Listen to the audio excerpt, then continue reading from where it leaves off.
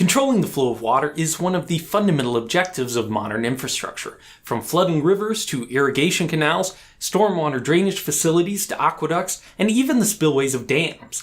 So engineers need to be able to predict how water will behave in order to design structures that manage or control it. And fluids don't always behave the way you'd expect. Hey, I'm Grady, and this is Practical Engineering. On today's episode, we're talking about one of the most interesting phenomena in open channel flow, the hydraulic jump.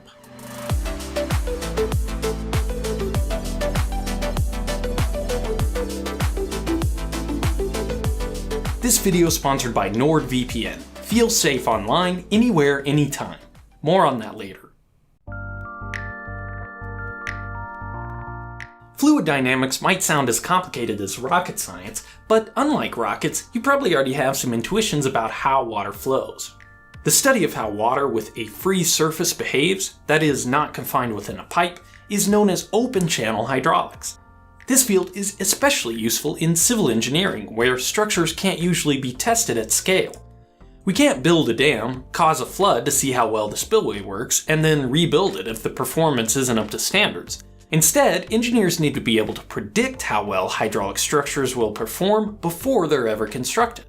This is the definition of engineering: to take theoretical knowledge of science and physics, in this case fluid dynamics, and apply that information to make decisions about the real world. One of the most important parameters in fluid dynamics is velocity, or how quickly the water flows. Sometimes velocity is a good thing, like when you're trying to move a lot of water quickly, for example in a flood. Sometimes velocity is a bad thing, like if you're trying to avoid erosion. Either way, it's almost always a key criterion when designing hydraulic structures. But the velocity of flow isn't the only velocity that's important in fluid dynamics. We also care about the velocity of waves, or how quickly pressure disturbances in a fluid can travel. If the flow velocity is exactly equal to the wave speed, we call the flow critical. But it's more likely that these two velocities are different. Slow, tranquil flow conditions are called subcritical. In this case, the wave speed is faster than the flow velocity. You can see that the waves can travel against the flow direction. Because of this, the depth is controlled by downstream conditions. You can see that anything I do upstream isn't changing the depth of this flow. Fast-moving flow is called supercritical. In this case, the flow velocity is faster than the wave speed. You can see that the waves aren't able to propagate upstream.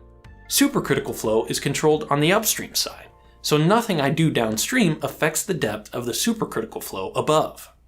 A flow profile can naturally transition from subcritical to supercritical. That is, from slow to fast. For example, if a channel changes to a steeper slope or a cliff. Many types of flow measurement devices rely on forcing a flow to transition from sub to supercritical because there will be a unique relationship between the flow rate and the depth for a given geometry. Maybe we'll talk more about flow measurement in a future video. But when flow transitions the other direction, when a fast-moving supercritical flow transitions to a more tranquil subcritical condition, something much more interesting happens: a hydraulic jump.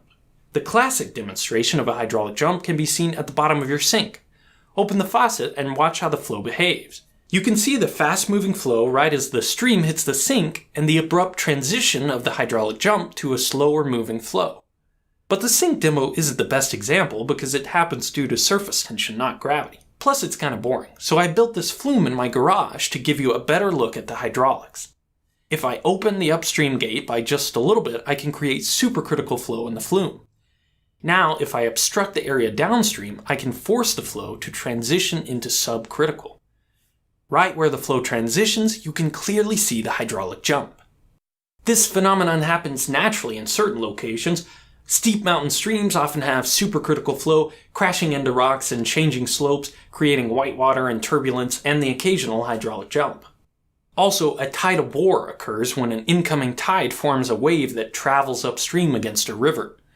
These events only occur in a few places across the world, but it's fascinating if you get to see it in person. In many cases, the bore travels as a moving hydraulic jump, similar to what you see here in my flume. But jumps aren't just natural phenomena. They're important in hydraulic structures as well, especially for energy dissipation. A major part of the job of a civil engineer working in the field of hydraulics is designing against erosion from the flow of water. When we try to control the flow of water, that often leads to the potential of having fast-moving, erosive conditions. For example, when we put water in a culvert rather than allowing it to flow over a roadway, it can pick up speed in the pipe. When we line a ditch or creek with concrete, the smoothness speeds up the flow compared to natural conditions. And when we make releases from a reservoir behind a dam into a spillway, the water can come roaring down at extremely high velocities. This supercritical flow can cause erosion and eventually lead to failure of the structure. So most hydraulic structures will be equipped with some form of energy dissipator on the downstream end to reduce the velocity of flow and protect against erosion. There are all kinds of hydraulic energy dissipators, but for large structures like spillways, the most common types rely on the formation of a hydraulic jump. Because a hydraulic jump causes so much turbulence, it's able to effectively dissipate hydraulic energy as heat. So many energy dissipators, also called stilling basins, are designed to force a hydraulic jump to occur. There are many types of stilling basins, but most use different combinations of blocks, insills, and overall geometry to control how the hydraulic jump forms. The turbulence stays within the stilling basin with the objective of having smooth, tranquil, subcritical flow leaving downstream, minimizing the potential for erosion which would otherwise threaten the integrity of the structure.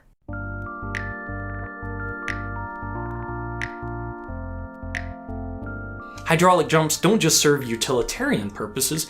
Recreational whitewater courses can be found across the world, and many of these courses make use of hydraulic jumps as artificial rapids.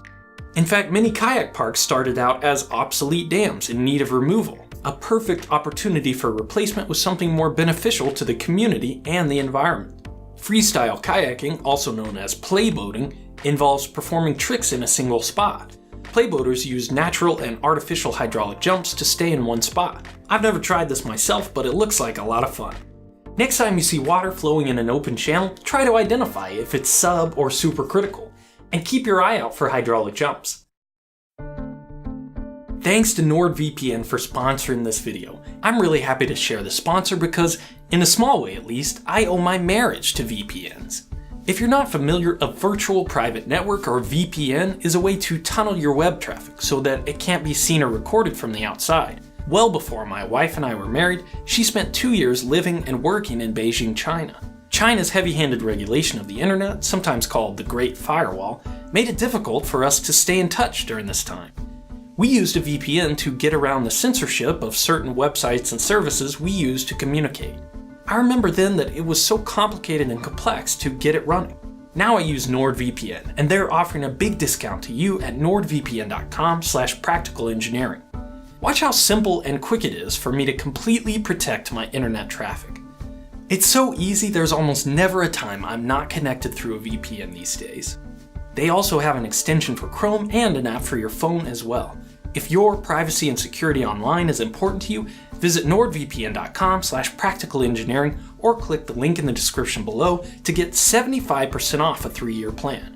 Use promo code PRACTICALENGINEERING to get an extra month free. Thank you for watching, and let me know what you think.